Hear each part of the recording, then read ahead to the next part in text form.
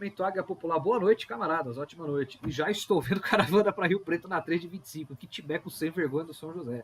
Fiquei sabendo que o post que fiz caiu no grupo de jogadores e eles não gostaram.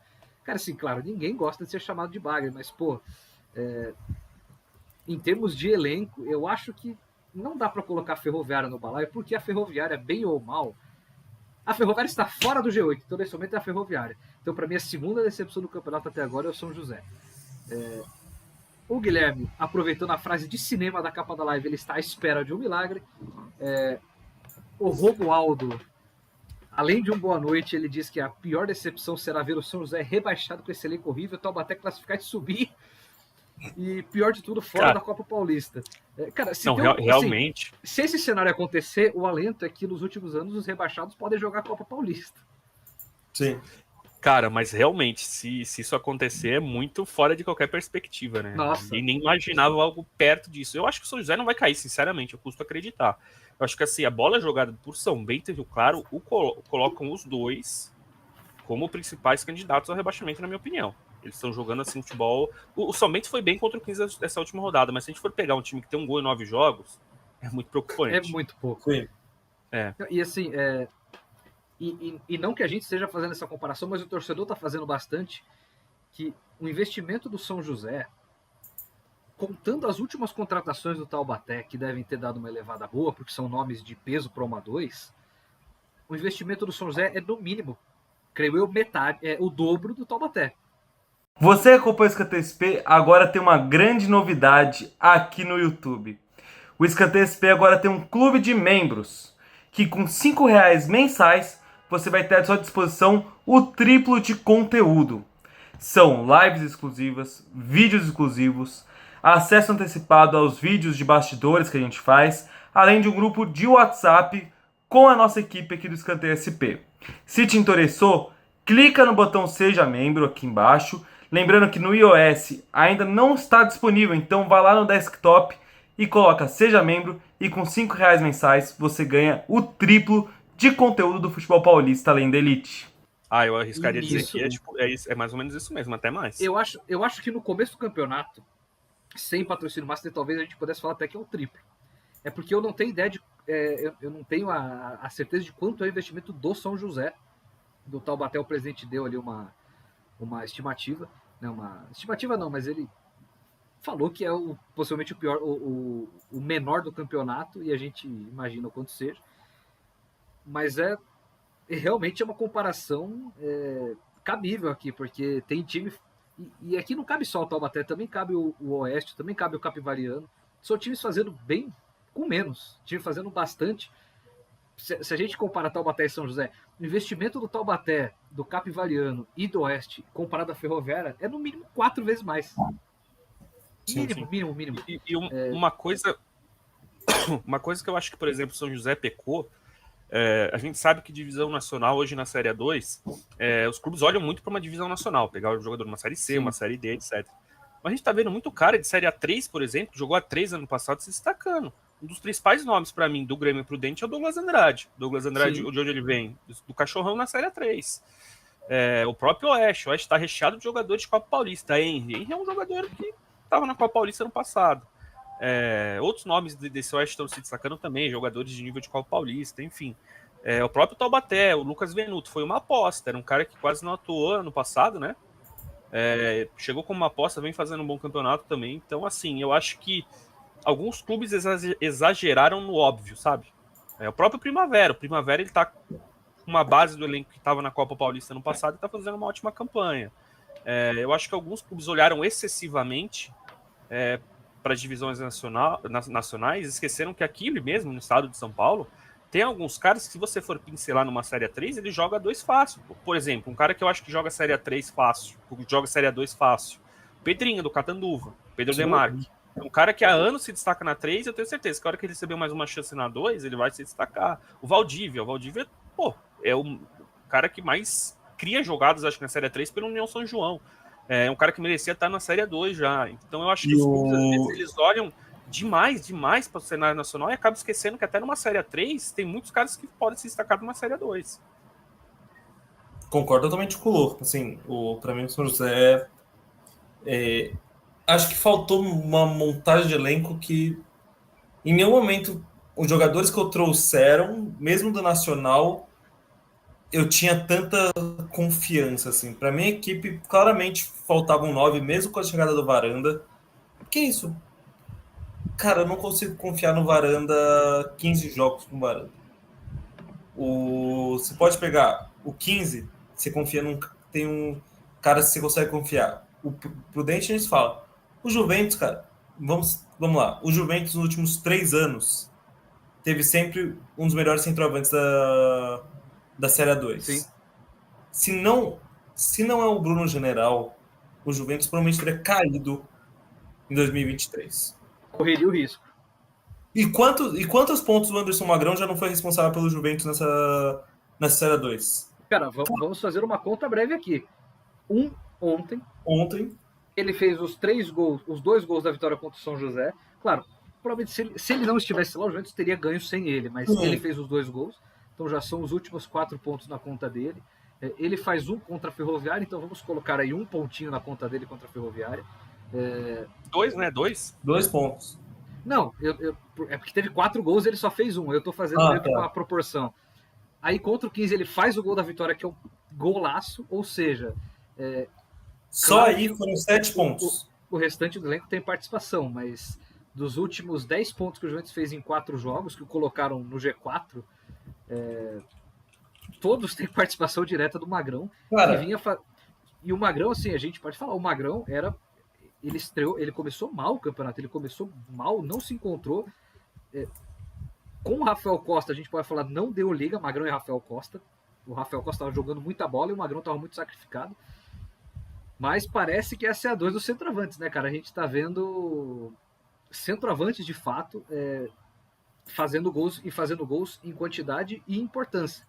O Magrão tá com 5 ou 6, o Henry tá com 5 ou 6, tem vários centroavantes na casa dos 4, 3, então se a gente pegar a proporção e dobrar até o fim do campeonato, a gente vai ter uns 5, 6 centroavantes ali com 7, 8 gols ao final do campeonato, mais a segunda fase. Então, a gente pode ver centroavantes passando de 10 gols nesse campeonato. Ô Rico, pra mim a questão é que, vamos lá, tô vendo até confirmando aqui. Cara, desde 22, vamos lá, porque 22 foi o último que teve menos gols. A Série 2 está virando uma divisão de camisas 9. Sim. E se você quer brigar pelo acesso, você tem que ter um camisa 9. Cara, eu vou Votuporanguense, a torcida tá desesperada com o Jefinho. E olha que o Jefinho foi... O Jefinho ontem foi do céu ao inferno, porque ele faz um golaço, assim, um gol de técnica. Pô, uma finalização, cara, assim, deliciosa. E aí ele perde um gol, cara, que assim, pai amado. Cara, o Oeste, o Henry tá sendo um diferencial nesse time. Se for pegar ali os 4 últimos colocados, fora o Rio Claro que perdeu o Denilson agora, e Charles dá pra colocar, mas o Charles pra mim é um jogador que, por causa das lesões... Que ele não é o 9-9, né? Ele não é o 9-9. Tem alguns times que acabam não tendo esse camisa 9 ou não tendo esse camisa 9 de destaque, acabam condensando em outros jogadores, né? O Neto Perola é um exemplo claro disso. Qual que é o jogador mais criticado do São Bento nessa temporada? Brunão. Porque, cara, é uma divisão que cada vez mais está mais equilibrada, como a gente falou no começo. Do 3º ao 13º, a gente acha que pode brigar pelo G8. E quem está resolvendo é centroavante, cara. Hoje, se eu sou um diretor de futebol, sou contratado para a Série 2, a primeira peça que eu preciso é um centroavante. É um cara que vai cravar jogo, vai ganhar o jogo para mim, cara. Que isso? É ponto. Um ponto pode ser a diferença nessa temporada. E vai ser. Um ponto vai ser a diferença de você estar em 8º ou estar em 9º. Vai ser a diferença de você ter mando de campo ou não ter mando de campo. E isso vai aumentar ainda mais no mata-mata. Sim. O Leandro Moreira ele fala: boa noite, meus amigos. Dali Burro.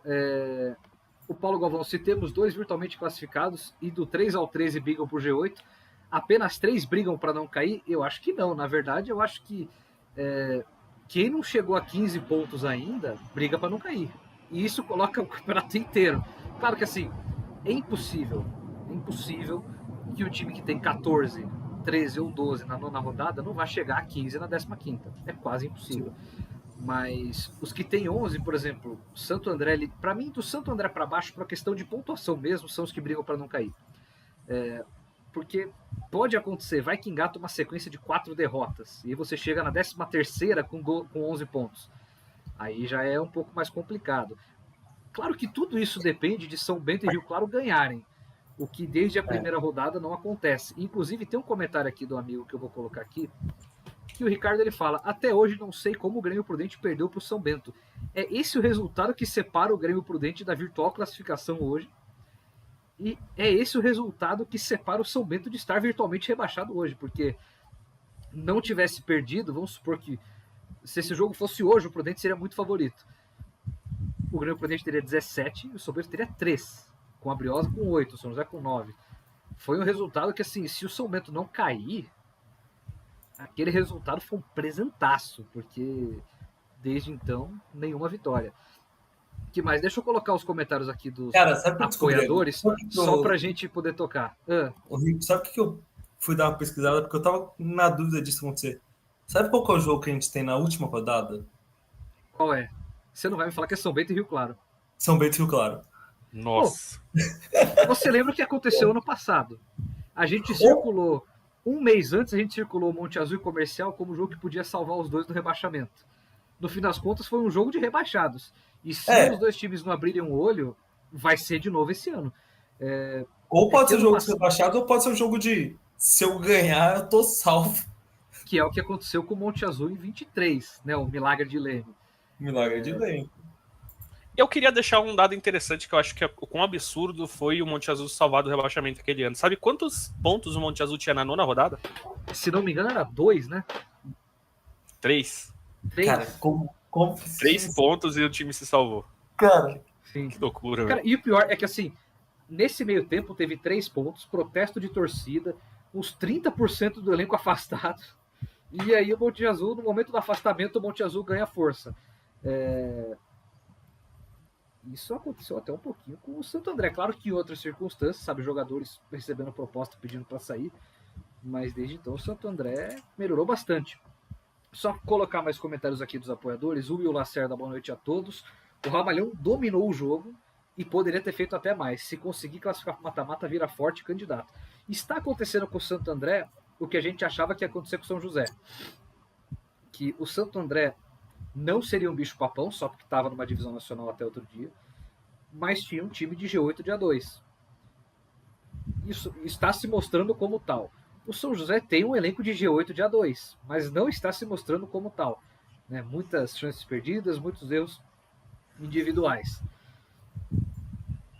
Inclusive até o João e a Júlia,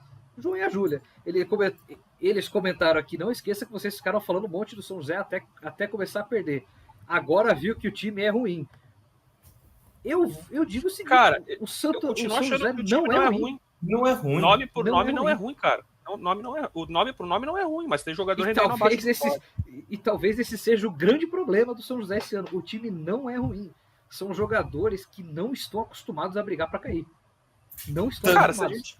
Se a gente for listar, Varanda, não preciso nem falar aqui, né? Base do Corinthians, já fez gol em clássico, etc. Pô, o Cristiano foi o cara do São José no passado. Sim.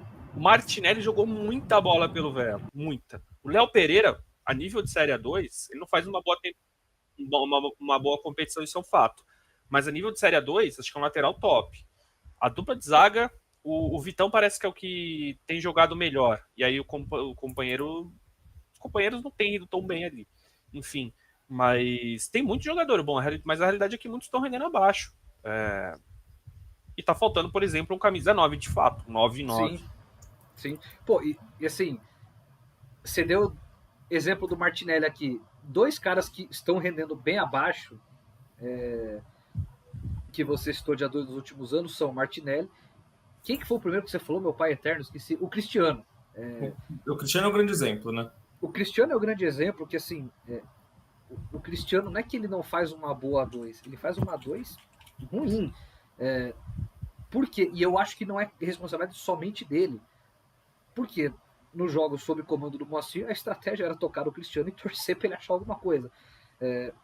Eu acho que o Cristiano vai fazer uma boa reta final, porque eu acho que isso tende a mudar. Pela característica do Paulo Roberto de ter um time um pouco mais, talvez, reativo e talvez possa explorar a velocidade do quarteto de ataque, que é a grande força do São José. Sabe, o Rubim é um grande exemplo para mim. O Rubim, a nível de A2, é titular em todos os times. Pode vir Ferroviária, pode vir Ituano, pode vir 15. É titular em todos. Mas o Rubim não é um ponta fumacinha. Ele não é um ponta para receber a 40 metros do gol, cortar para dentro, driblar 2 e fazer um cruzamento. O Rubim é um cara para jogar perto do gol, recebendo o último passe para fazer 6, 7 gols no ano. 2 caras que o Lorenzo colocou aqui, o Rubim e o Martinelli disputaram o acesso ano passado contra o outro. Sabe, o Léo Pereira vem de boas temporadas do São José. Chega a ser impressionante o que está acontecendo. Por isso que a gente acha que o São José não vai cair. Mas nós estamos a uma vitória do São Bento ao Rio Claro e uma vitória da Briosa na mesma rodada, de o São José ligar assim, a emergência máxima, o alerta e roxo, se cair, vermelho. Se cair, dá pra cravar. É o melhor time que já caiu na cobertura do escanteio a nível de Série 2. Era isso que eu tava pesquisando. É um dos melhores elencos dos rebaixados da história do futebol, se comparado ao seu campeonato, claro. Sabe, é um time cotado para ser campeão, ser rebaixado. Por isso que eu nem imagino que isso vai acontecer. Eu não tenho dúvida que o São José vai engatar 2 seguidas em algum momento. Cara, até porque se não engatar, eu não quero estar em São José dos Campos para ver. Não, torcedor, cara, inclusive vou até pesquisar aqui. Se a última rodada é em São José. Se for em São José... É em São José, porque o São José classificou ano passado. Quem classifica decide em casa a última rodada. Sim. Cara, se for e jogam um a mais, né? São 8 em casa e 7 fora. E tem um negócio, Nossa, isso a gente falava do São José e a gente falava de alguns times aqui desse campeonato. O Fulvio, ele cita aqui, o problema do São José é que confiou demais em jogadores de outros centros menos pegados igual a 2 e chegaram aqui achando que era Disney. E nosso diretor de futebol mudo.